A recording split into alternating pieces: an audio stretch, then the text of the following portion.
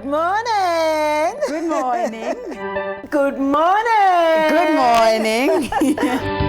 Good morning and a warm welcome once again on Galaxy Universal Network, Channel 500 on Started, and this is Pan-African Morning. Hi, Sudi Melang. This is still Pan-African Morning News right here on Galaxy Universal Network. And of course, we are fearless, zero favor and zero fiction. Warm welcome to Galaxy Universal Network, Channel 500 on Started. Catch the Pan-African Morning Queens, SISANDA and Balesa Muchiminyani every weekday at 6 a.m. to 9 a.m. right here on Galaxy Universal Network, Channel 500 on Starset.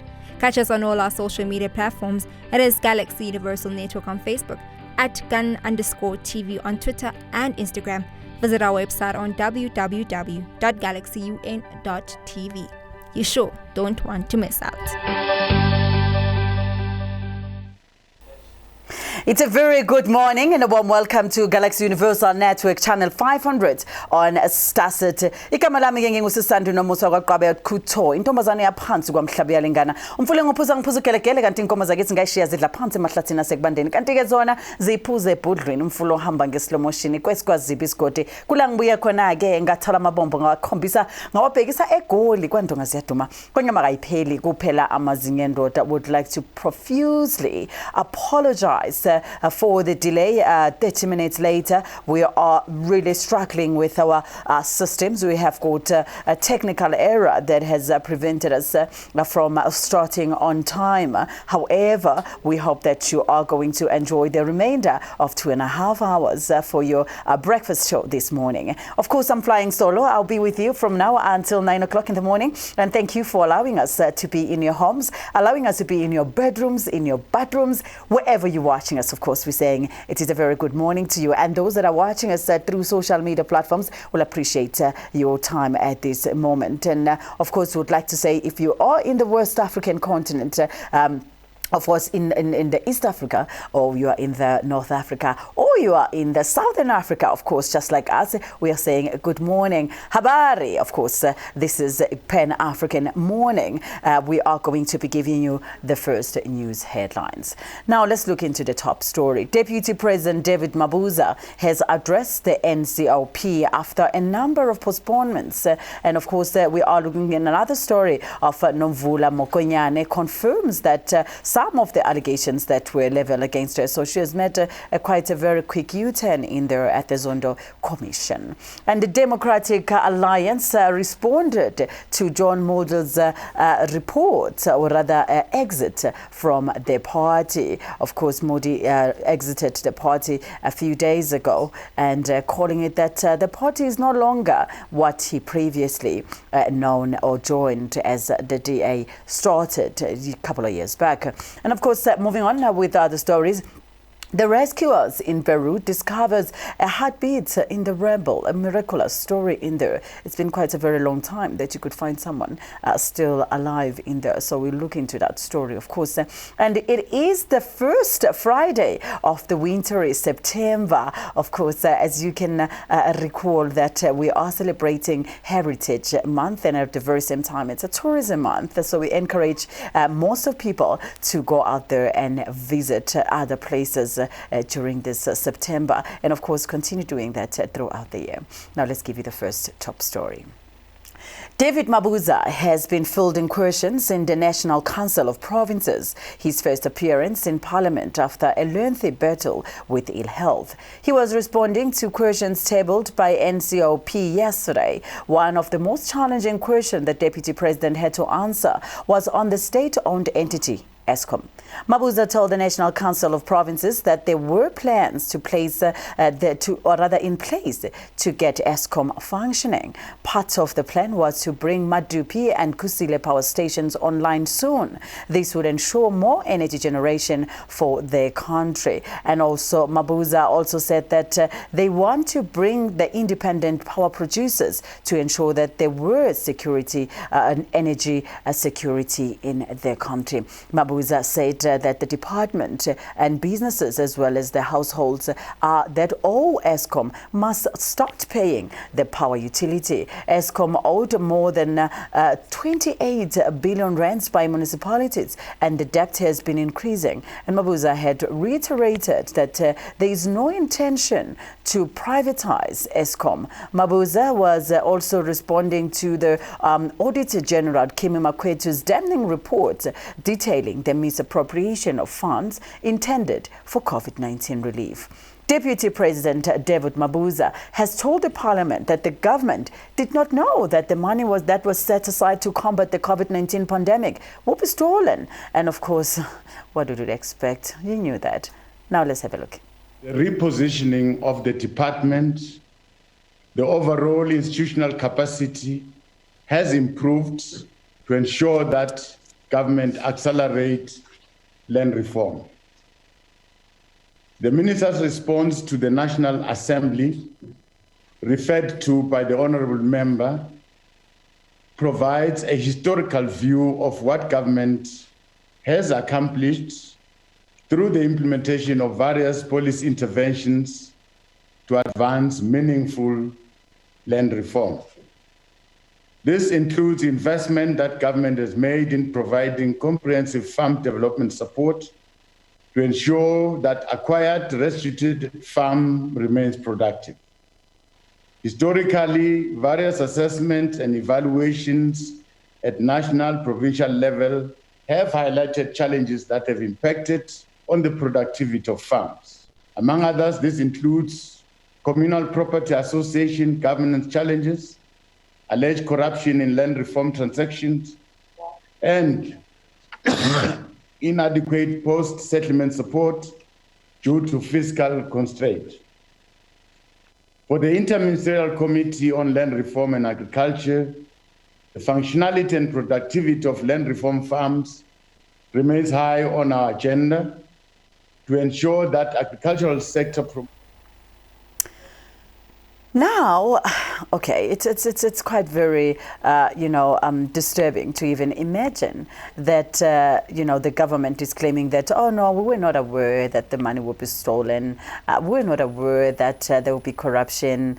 Like when there wasn't corruption, like when. Let's have an exemplary day where we did not have a crisis. We are all having a commissioner, the Zondo Commission right now, due to the fact that corruption is taking place in our country, like nobody's business. So we cannot sit here now and claim that, we're not aware that this was going to happen. And because the president, for that matter, on the very, very first day when he gave us that money, he did mention that he will make sure that this money falls in the correct hands and it doesn't become, like the usual issues. It's not going to be looted. And then the next thing you're coming here, are you telling us that you were not aware?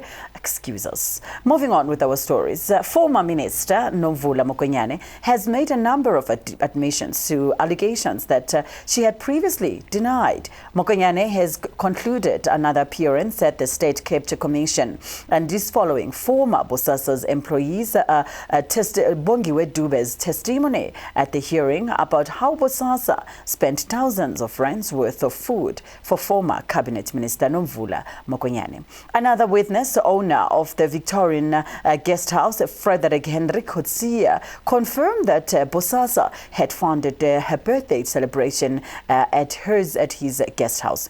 Nomvula Mokonyane has went on as far as telling the State Capture Commission that there was a 2.2 million rands that was deposited to her, which the 3 million for her 3 million Aston Martin was paid by a family friend who wanted to be part of the lucrative deal at Eskom. She tried to convince the commission that the money was the loan that would be paid back, of course, but this with the promise of the deal. However, she said that the captured officials at Eskom prevented the partners from getting the deal, as she may now have to pay back the money. With the current admission, she added that Bosasa indeed paid for her 40th birthday and not her 50th birthday that was held at the Victorian Guest House after owner Henry Henry Coetzee made the similar submission to the inquiry. The former minister said that the money had been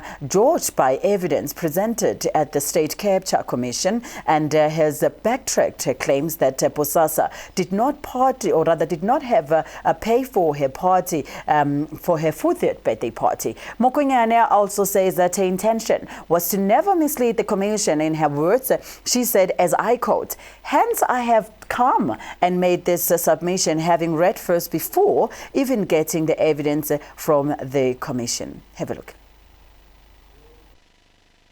We are going to, of course, get into that report from the minister there, Mokonyane, giving the report. Okay, let's start it here. You said there was never no party, Ms. Mokonyane. You said you have, you don't know what they're talking about. Now they did have a birthday party. Not just a birthday party, they paid for it. Very interesting, madam. But what can we say? We are going to get to hear. Probably, I mean, she can always spin it around and say that it was a gift, which is possible. So we are going to look into that. There's a whole lot of things that are happening. And there's something also that I don't get to understand quite very much on this story, is the issue of her saying that there were people that paid 2.2 million rands into her account in return with a deal at Eskom. And you even have audacity to talk about that? Or was it maybe, of course, there is a founder's fee, which is something that is legal if you get a deal for somebody. So legally so, though. So let's hope that Ms. Mokonyane was referring to that particular story in there, that it was her, finder's fee that she was going to get. But unfortunately, she didn't. And now she's going to have to pay that 2.2 million back.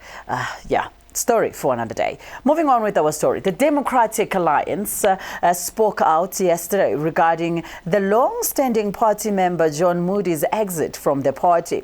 The DA said that the charges that were to be faced by John Moody were not based on hearsay, but are backed by evidence, including tape recordings. Moody announced his resignation from the party on Wednesday after 22 years, saying that he no longer feels at home within the organization. The surprise move has sparked a charge, or rather a charge back and forth with the DA, claiming that Moody was trying to avoid accountability. In his resignation, Moody slammed the organization as being dodged and systematic problems by the DA, maintained his sudden exit was prompted by attempts to run away from charges within the party. The interim leader, John Steenhuisen, said that these were not just mere allegations.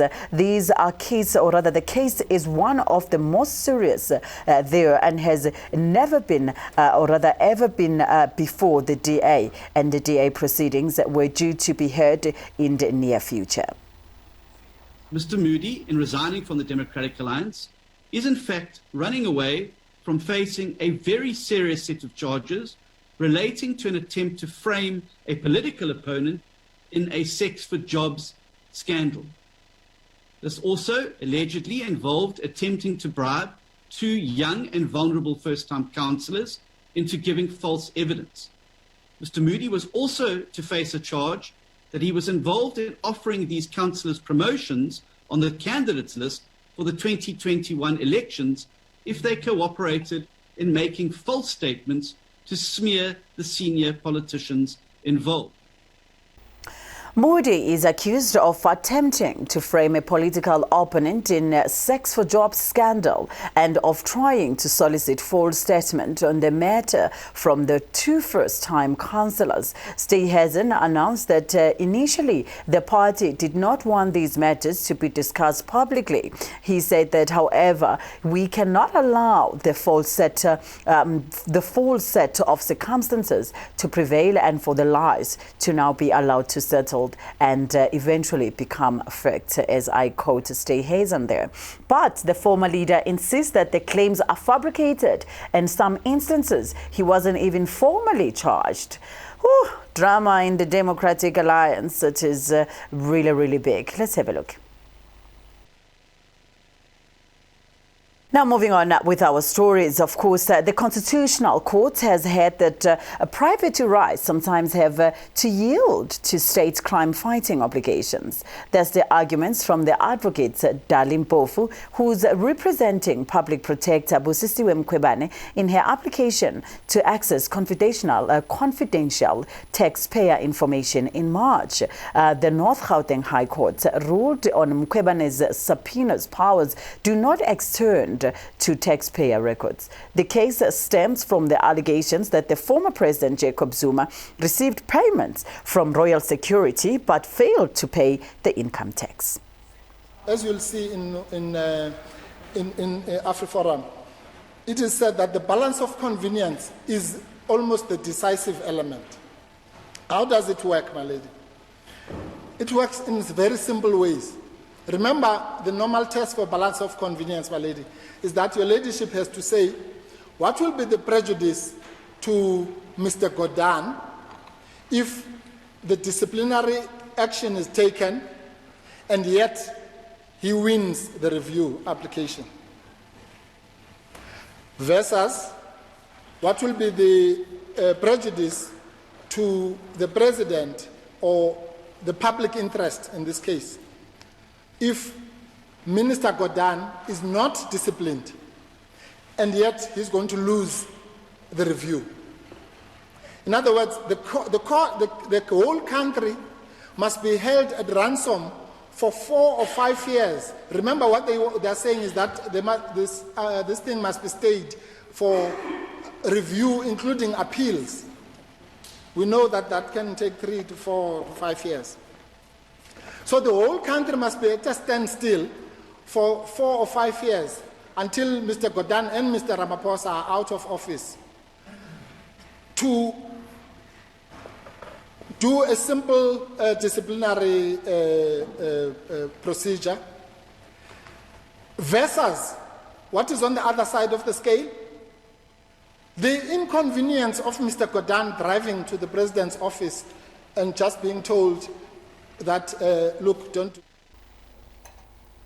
Mkhwebane sought to access Zuma's tax records, but South African Revenue Services denied her request, saying that it was bound by the secrecy and the confidentiality regime outlined in the Tax Administration Act. Mpofu stressed that while private rights were important, they could not stand in the way of crime fighting. Mpofu said privacy right would not be unduly impeded, as Advocate Public Protector Act has a mechanism that prohibits the sharing of such information. With Chief Justice Mogoeng said that there must be a balance between having access to information and having constitutional right to privacy. Now, Employment and Labour Minister Thulas Nxesi has come under fire from the Congress of the South African Trade Union, saying that he should be among those who are held responsible for the crisis at the Unemployment Insurance Fund. On Wednesday, the minister suspended the UIF's commissioner, the CFO, the COO, and the head of supply chain at the entity responsible for the social security. This is after damning findings in the Auditor General report on the UIF's COVID-19 temporary employer and employee relief scheme, which detailed contribution and the fraud in which the system, which paid about 41 billion rands to over 9 million beneficiaries thus far. COUTAUD then responded to say that there should be no escape, or rather scapegoats in the UIF debundle, saying that there should be a broader taking of accountability, including in the ministry. Auditor General identify, among others, overpayments under the duplicate payment as well, and discrepancies such as approvals for payment made before and date of applications, as well as the fraud and double dipping. The TERS fund, armed with about 40 billion budget, was implemented to to protect workers who lost out on wages during the COVID-19 lockdown. Matthew Parks, COUTAUD's parliamentary coordinator, they said that there had to be a political accountability and responsibility from the ministry to the department, to the UIF as well, and as well as the reports finding are shocking to the system, to say the least. When announcing the suspension on Wednesday, Ngesi said that he had to take the action because the irregularities happened in the top management watch. Now COUTAUD has dared him to prove what stopped him from intervening when he was part of the decision-making processes and had been appraised of the issues by the Federation a month ago. Now moving on with our stories, more than 100 NEHAWU members who have arrived in the union buildings on Thursday afternoon were ready to hand over the memorandum of demands to the office of the presidency. Workers affiliated to the National Education, Health and Allied Workers Union gathered outside the union buildings in Pretoria for their National Day of Action on Thursday.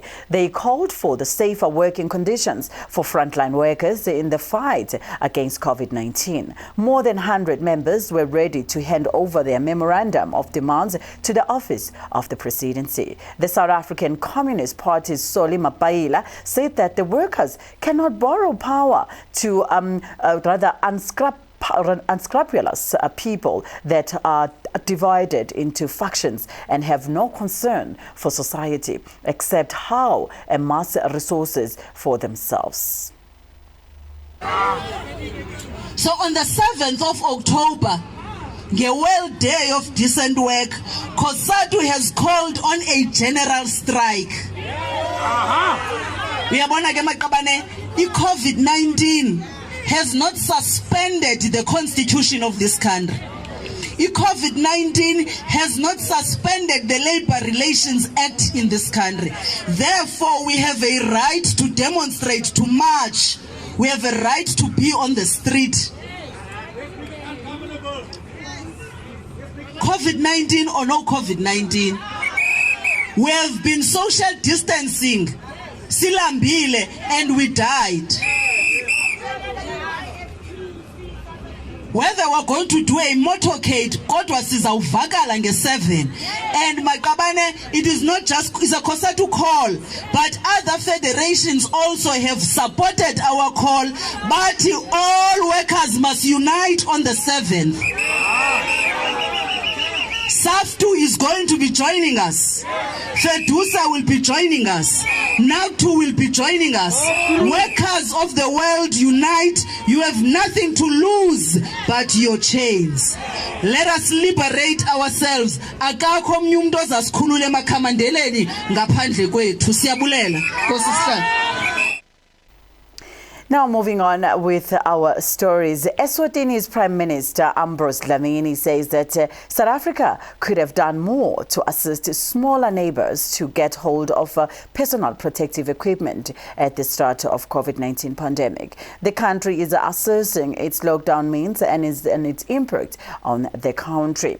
Dlamini told the foreign journalists that countries in the region should have cooperated more closely and leveraged their strength to help smaller countries to buy personal protective equipment. Now, as I quote, he said, some countries perhaps have got strength and they've got better connections than others. So we should have really leverage of the regional strength, which did not really happen. But we can't blame anybody because no one was really prepared for COVID-19. It was like a tsunami that came, hit us, and also people tended to be more internally focused. He's got a point there. I think we did mention that some time back that it is quite very much important that countries like our own South Africa should be, assisting, other countries like our neighboring countries. I mean, we have heard that countries like Malawi, they had to wait,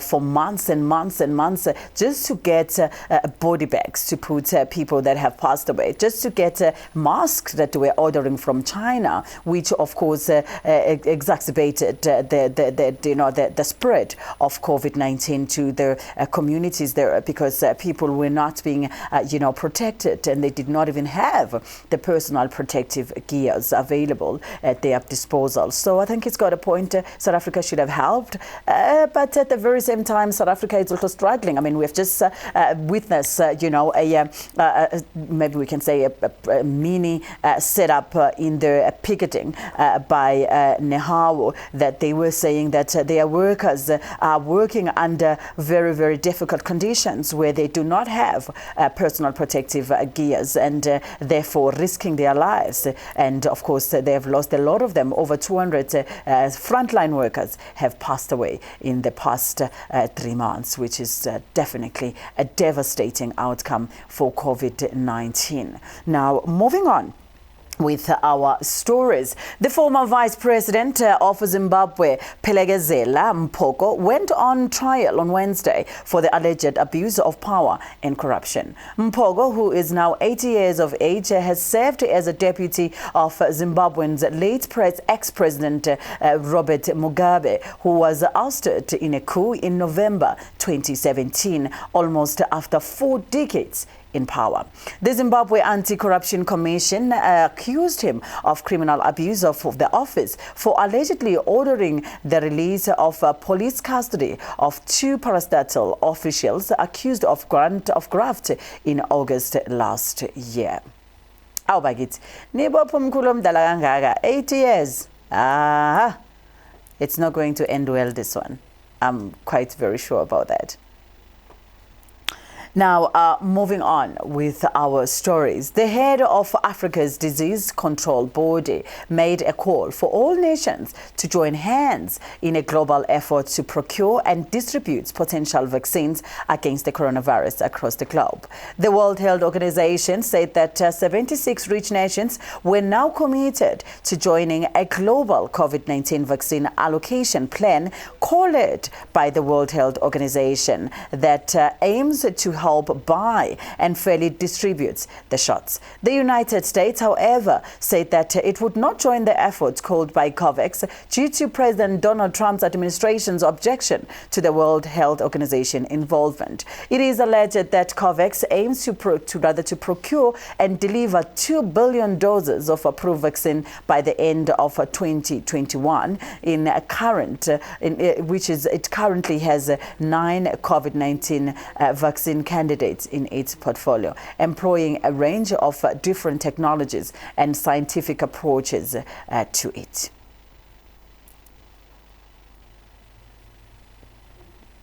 It's time for us to take a very short break. When we're coming back, we've got more news and updates for you right here on Pan African Morning. Please do stay with us. Feel the heat. I love Adam Selman.